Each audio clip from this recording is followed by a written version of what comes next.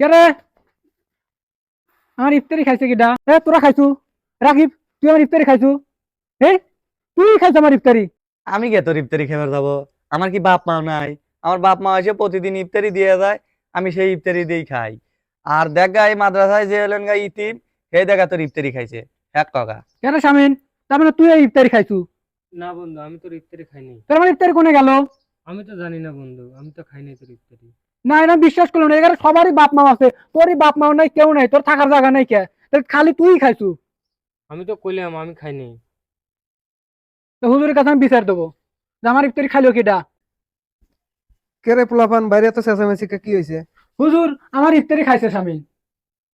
আমি তোমার ইফতারি খাইছে? হয়। এই শামিম, জি হুজুর। এই বসে আসো। আর রাকিব তুমি আসো। তুমি ওর ইফতারি খাইছো কেন? আমি আর ইফতারি খাইনি হুজুর। তাহলে কে খাইছে?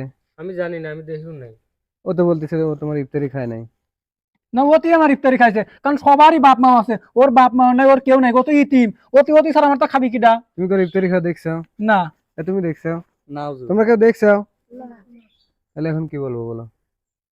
তাহলে আমার ইফতারি খাইছে কিডা হুজুর? আচ্ছা, আমি সেটা বাইর করতেছি, দাঁড়াও। এই ইফতার কেটে খাইছে ভালো মতো কর, না হলে সবগুলো সাল কল তুলে আলা দেবো আমি। আমি দেখছি আর ইফতারি কেন খাইছে। কেটা খাইছে? আর ইফতারি বিয়ালে খেয়াল আছে। দেখছো? শুধু শুধু যে স্বামীর দোষ দিচ্ছিলে, শুধু শুধু একজনের দোষ দেওয়া লাগে না। এই স্বামী, এই পাশে আসো। যাও, জন কোলাগুলি করো, মিলো।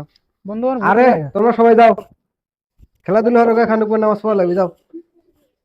বন্ধু এবার ঈদে ছুটি দিবি, ঈদি যে কত মজা। আমি বাড়ি চলে যাব, তুই যাবি না?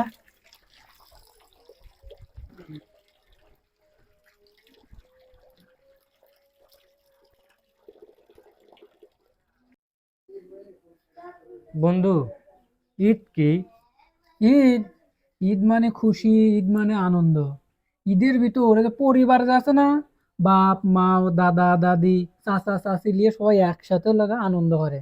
আর বন্ধু ঈদের ভিতর যাই খাউন, মাংস দিয়ে পোলাও দিয়ে একদম ভরা বন্ধু। আমরা তো কালকেই চলে যাবো বন্ধু। বন্ধু তুই থাকে, আমি অজু বানায় আছি।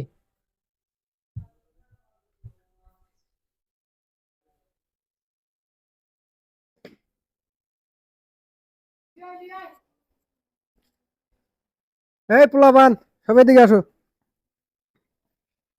দ্রুত আসো। তোমার সুখবর আছে, কালকে তোমার এই ঈদের জন্য 10 দিনের ছুটি। সবাই সবকিছু পরিষ্কার করে আবার চলে যাবে, ঠিক আছে? আচ্ছা যাও, ঠিক আছে।